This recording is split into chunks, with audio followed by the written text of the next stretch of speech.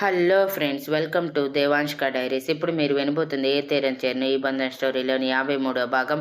బయటికి వచ్చాక మనస్వి అయోమయంగా విశాల్ వైపు చూస్తూ ఉంటే విశాల్ అసహనంగా, ఎందుకలా చూస్తున్నావు మనస్వి? ఎలా చూసినా పర్వాలేదు, కానీ లోపల మాత్రం ఎలా అయితే యశ్వంత్ని నా కన్న కొడుకుగా చూసుకుంటానని చెప్పావో నువ్వు కూడా యశస్వి గురించి అంతే చెప్పు. ఈ చిన్న హెల్ప్ చేయి చాలు. ఇంతవరకు నేనెవరినీ బ్రతిమలాడింది లేదు. మొదటిసారి బ్రతిమలాడుతున్నాను నిన్ను అని మనస్వి 2 చేతులు పట్టుకొని అడిగాడు. విశాల్ గారు, ఇది నా బాధ్యత. మీరు ఇలా మాట్లాడకండి. నేను నిన్నటి నుంచి చూస్తుంది మిమ్మల్నేనా? ఎందుకింతలా బాధపడుతున్నారు? లేదని మాత్రం చెప్పకండి. నాకు మీ కళ్ళల్లో బాధ స్పష్టంగా కనిపిస్తుంది. కానీ మీరు చెప్పటానికి ఇష్టపడట్లేదని తెలిసినా సరే అడగకుండా ఉండలేకపోతున్నాను. మీకు ఇష్టమైతే నాతో మీ బాధ పంచుకోండి. లేకపోతే మీ బాధ తగ్గించుకోవటానికి నన్ను హత్తుకోండి. ఎలా అయితే ఆ రోజు మాల్‌లో మీ బాధ తీర్చుకోవటానికి నన్ను హత్తుకున్నారో అలా అని అంది. విశాల్ ఒక్కసారిగా మనస్విని గట్టిగా హత్తుకొని 5 నిమిషాలు ఉండి తర్వాత వదిలేసి థాంక్యూ చెప్పి వెళ్ళిపోతే విశాల్ బాధ కొంతలో కొంతైనా తను తీర్చినట్టు ఫీల్ అయ్యి మనస్వి కూడా వెనకే నవ్వుకుంటూ వెళ్ళింది. 10:30కి విశాల్ కేస్ స్టార్ట్ అయ్యింది. ముందుగా విశాల్ తరపు లాయర్ విశాల్ పెళ్లికి సంబంధించిన ప్రూఫ్స్ అన్ని సబ్మిట్ చేసి, యువర్ ఆనర్, పోయినసారి వాయిదాలోనే అన్నీ నిరూపించాము.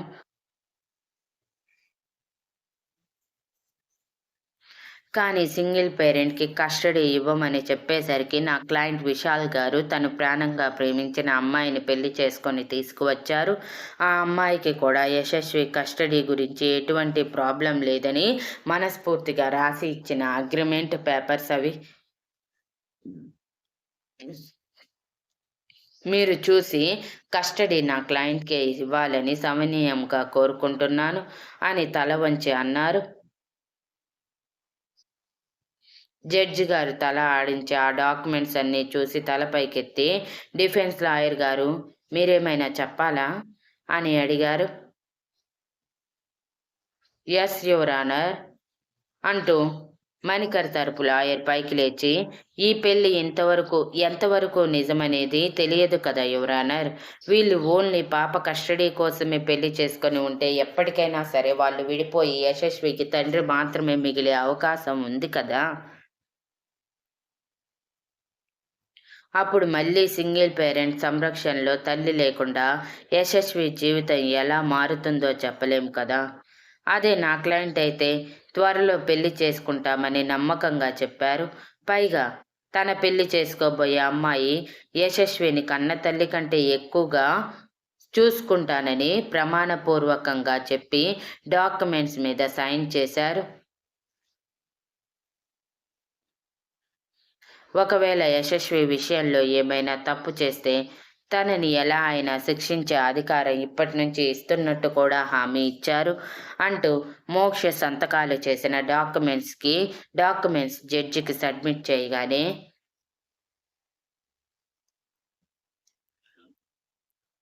ఆయన అదంతా పరిశీలించి డిఫెన్స్ లాయర్ వైపు చూస్తూ, కానీ ప్రెజెంట్ వీళ్ళిద్దరికీ పెళ్లి కాలేదు. పెళ్లి చేసుకోవటానికి వాళ్ళ మీద లీగల్ ఎలిగేషన్స్ ఉన్నాయని పోయినసారి ప్రాసిక్యూటర్ గారు నిరూపించారు. మిస్టర్ మణికర్ గారి మీద హత్యా కేసు ఉంది. అటువంటిది అతని దగ్గర పాపను ఉంచలేం కదా. ఇంకా ఏమైనా బలమైన సాక్ష్యాలు ఉంటే చూపించండి అని అన్నారు జడ్జి గారు. ఉన్నాయి అంటూ రాహుల్ని ప్రొడ్యూస్ చేయమని చెప్పగానే జడ్జి పక్కన ఉన్న వ్యక్తి రాహుల్ రాహుల్ రాహుల్ అని 3 సార్లు పిలిచారు. విశాల్ మనస్వి అయోమయంగా ఒకరి మొహం ఒకరు చూసుకుంటూ ఉండగానే రాహుల్ సైడ్ స్మైల్తో ఇద్దరి వైపు చూస్తూనే వెళ్ళి బోన్లో నిలబడి వినయంగా జడ్జి గారికి నమస్కారం చేశాడు.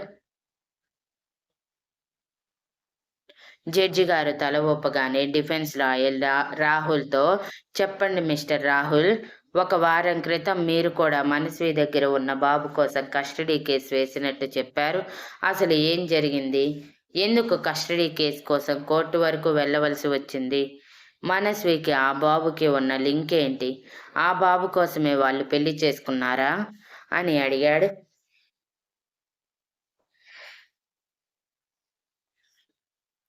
అది నాకు తెలియదు లాయర్ గారు.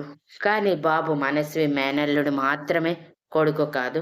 ఆ బాబు కోసమే పెళ్లి చేసుకున్నదేమో అని మాకు అనుమానం.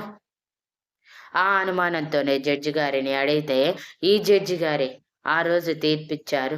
సంవత్సరం పాటు వాళ్ళని కలిసి ఉండాలని, వాళ్ళిద్దరూ పర్ఫెక్ట్ పేరెంట్స్‌గా ఆ సంవత్సరంలో నిరూపిస్తే కస్టడీ వాళ్ళకి వెళ్తుందని అని జడ్జి గారి వైపు చూడగానే ఆయన తల ఊపితే, రాహుల్ మళ్ళీ లాయర్ గారి వైపు చూస్తూ, మనస్వికి పెళ్ళంటే ఇష్టం లేదు. కస్టడీ కేస్ కంటే ముందు అంతా సవ్యంగా ఉన్నప్పుడు తనకి మేము చాలా సంబంధాలు చూసాము. ఎవరిని పెళ్లి చేసుకోవటానికి ఒప్పుకోలేదు. కానీ సడన్‌గా ఎవరినో చెప్పా పెట్టకుండా పెళ్లి చేసుకుంది. అది కూడా బాబు కోసమని మాకు అనిపిస్తుంది అని అన్నాడు. Note this point your honour అనగానే ప్రాసిక్యూటర్ పైకి లేచి అబ్జెక్షన్ యువర్ ఆనర్ అని అన్నారు.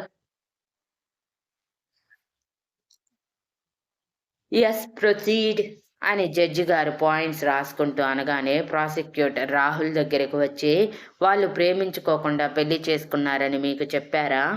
అలా మీ దగ్గర ఏమైనా సాక్ష్యాలు ఉన్నాయా? అని సూటిగా చూస్తూ అడిగారు. రాహుల్ తడబడుతూ లేదు అని చెప్పి, కానీ సడన్‌గా బాబు కస్టడీ 1 వీక్ టైం ఉందనగా పెళ్లి చేసుకుంది అంటే ఇదే రీజన్ కదా! అంతగా ప్రేమించిన వాళ్ళే అయితే ఎప్పుడో పెళ్లి చేసుకోవాలి. కానీ సడన్‌గా ఇలా ఎవరికీ చెప్పా పెట్టకుండా పెళ్లి చేసుకోరు కదా! అని పాయింట్ రైజ్ చేశాడు.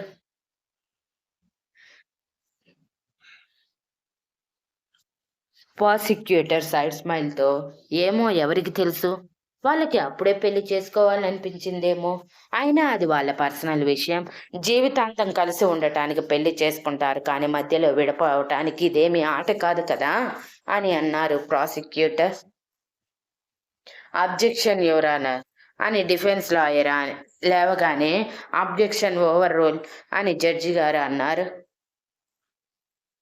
ఇక్కడ మనస్వికి, విశాల్ ఫ్యామిలీకి, మణికర్ ఫ్యామిలీకి అందరికీ చాలా టెన్షన్‌గా ఉంది. యశస్వి కస్టడీ ఎటు వెళ్తుందో అని.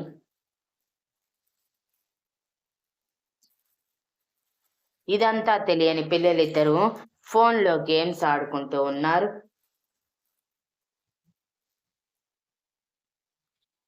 ప్రాసిక్యూటర్ గారు మళ్ళీ రాహుల్‌తో చెప్పండి, నేనడిగిన దానికి సమాధానం లేదు. పైగా మీ గురించి కూడా మనస్వి గారు చెప్పారు. మీరు కూడా రీసెంట్‌గానే పెళ్లి చేసుకున్నారంట. పైగా సహజీవనం కూడా చాలా సంవత్సరాలు చేశారంట. దాని మాటేంటి? మీరు కూడా కస్టడీ కోసమే పెళ్లి చేసుకున్నట్టున్నారు కదా! మరి? అని అడిగాడు. నో. నో. మేం ప్రేమించి కొన్నాళ్ళు లవ్ లైఫ్ ఎంజాయ్ చేయటానికి సహజీవనం చేశాము. ఇప్పుడు పెళ్లి చేసుకోవాలనిపించింది, చేసుకున్నాము. మాది జీవితాంతం ఒకరికొకరు కట్టుబడి ఉండే బంధం కానీ, మనస్వి విశాల్‌ది ఖచ్చితంగా అదే అని చెప్పలేము కదా! లాయర్ గారు, సాక్ష్యాలు ఉంటే నిరూపించండి. వాళ్ళిద్దరూ జీవితాంతం కలిసి ఉంటామని వాళ్ళ నోటితోనే చెప్పించండి అని సైడ్ స్మైల్‌తో అన్నాడు రాహుల్. జడ్జి గారు అవన్నీ వింటూ పాయింట్స్ నోట్ చేసుకుంటూ ఉన్నారు.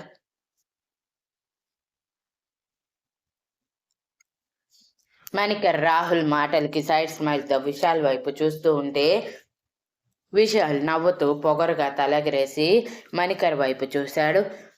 విశాల్ స్మైల్ మణికర్ గుండెల్లో రైలు పరిగెత్తించేలా చేసింది. ఓకే, ఇప్పుడే చెప్పిస్తాను అని విశాల్‌ని పిలిపించాడు విశాల్ తరపు లాయర్. విశాల్ బోన్‌లోకి వెళ్ళాక జడ్జి గారికి వినయంగా నమస్కారం చేసి లాయర్ వైపు చూడగానే, చెప్పండి విశాల్ గారు, మీరు మీ భార్య జీవితాంతం కలిసే ఉంటారు కదా! మీరు ప్రేమించే కదా పెళ్లి చేసుకుంది అని అడిగారు. నా భార్యని నేను ప్రాణం కంటే ఎక్కువగా ప్రేమించాను. మొదటిసారి తనని బెంగుళూరులో ఈ కాలేజ్‌లో చూసినప్పుడే ఇష్టపడ్డాను. అప్పటి నుంచి మేము ప్రేమించుకుంటున్నాము.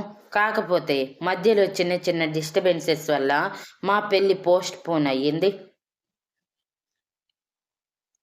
యాక్చువల్‌గా అయితే మా పాప, బాబు కస్టడీలు మాకు వచ్చాక పెళ్లి చేసుకుందాం అనుకున్నాం. కానీ అలా కుదరక ముందే చేసేసుకున్నాము.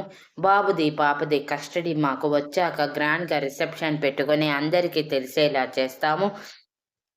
మేము ఇద్దరం జీవితాంతం కలిసి ఉంటామని ఈ కోర్ట్ సాక్షిగా ప్రమాణం చేస్తున్నాను అని అన్నాడు విశాల్. మనస్వికి మాత్రం షాక్. ఎందుకంటే ఇంతవరకు విశాల్‌కి తాను పుట్టి పెరిగింది బెంగుళూరు అని చెప్పలేదు. అటువంటిది విశాల్ ఖచ్చితంగా బెంగుళూరులో, అది కూడా తను చదివిన కాలేజ్‌లో చూశాను అనగానే నిజమేనా అనిపించి విశాల్ వైపే చూస్తూ ఉంది. మరోవైపు మాయకు కూడా అనుమానంగా అనిపించి, ఏంటే నాకు తెలియకుండా ఏమైనా ప్రేమాయణం నడిపారా? అంత కరెక్ట్‌గా విశాల్ అన్నయ్య బెంగుళూరులో మన కాలేజ్‌లో చూశాను అని చెప్తున్నాడు అని అడిగింది. ఒక్క మాయకే కాదు, మనోజ్, విశాల్ ఫ్యామిలీ అందరికీ ఇది ఒక షాకే. మాయ అడిగిన ప్రశ్నకి మనస్వి పెదవి విరిచి నాకు తెలియదని అంది. అయితే విశాల్ అన్నయ్యతో డైరెక్ట్‌గా తేల్చుకుందాం. ముందు కస్టడీ సంగతి చూద్దాం అని ఎదురుగా చూసేసరికి డిఫెన్స్ లాయర్ గారు పైకి లేచి, అబ్జెక్షన్ యువర్ ఆనర్. నేను నా ఎక్స్ క్లయింట్‌ని క్రాస్ ఎగ్జామినేషన్ చేయాలి అని అడిగారు. ప్రొసీడ్ అని జడ్జి గారు అనగానే డిఫెన్స్ లాయర్ విశాల్ దగ్గరికి వెళ్ళి, అయితే మీరు ఎప్పటికీ విడిపోరు. యశస్విని, ఆ బాబులు యశ్వంత్‌ని ప్రాణం కంటే ఎక్కువగా చూసుకుంటాను అంటున్నారు. అంతేనా అని అడిగారు. ఆబ్వియస్లీ అంతే అని విశాల్ కాన్ఫిడెంట్‌గా అన్నాడు. అయితే మీరు ఎన్ని సంవత్సరాల నుంచి ప్రేమించుకుంటున్నారు? ఎప్పుడు ప్రేమించుకున్నారు? ఎలా ప్రేమించుకున్నారు? అనేది కూడా మాకు చెప్పాలి కదా! మీ పెళ్లి ఎప్పుడు జరిగింది? ఎలా జరిగింది? అనేది కూడా కోర్ట్‌కి తెలియాలి కదా! అప్పుడే కదా అందరికీ నమ్మకం వచ్చేది. మీరు జీవితాంతం కలిసి ఉంటారా లేదా అనేది అని అడిగారు. చెప్తాను. ఎందుకు చెప్పను? అంటూ విశాల్ సైడ్ స్మైల్‌తో డిఫెన్స్ లాయర్ వైపు చూస్తూ, నేను మొదటిసారి మనస్విని 5 సంవత్సరాల క్రితం మా అక్క కోసం కాలేజ్‌కి వెళ్ళినప్పుడు చూశాను.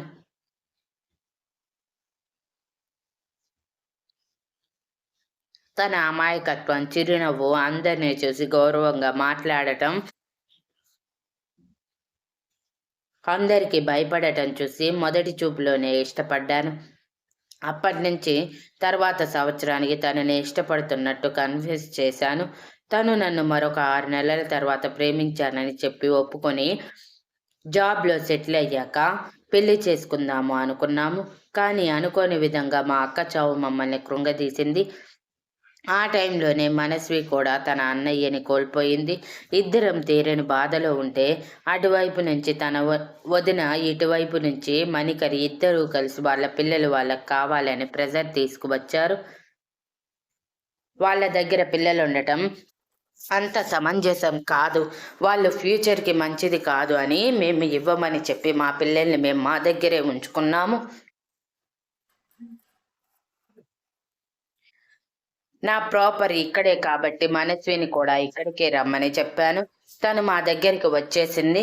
కానీ ఒకే ఇంట్లో ఉంటే అందరూ తప్పుగా అనుకుంటారని రెంట్‌కి ఇల్లు తీసుకొని తన సంపాదనతో తనే పెళ్లి చేసుకునే వరకు బ్రతుకుతానని చెప్పి తన సెల్ఫ్ రెస్పెక్ట్ కోసం మాకు దూరంగా ఉంది.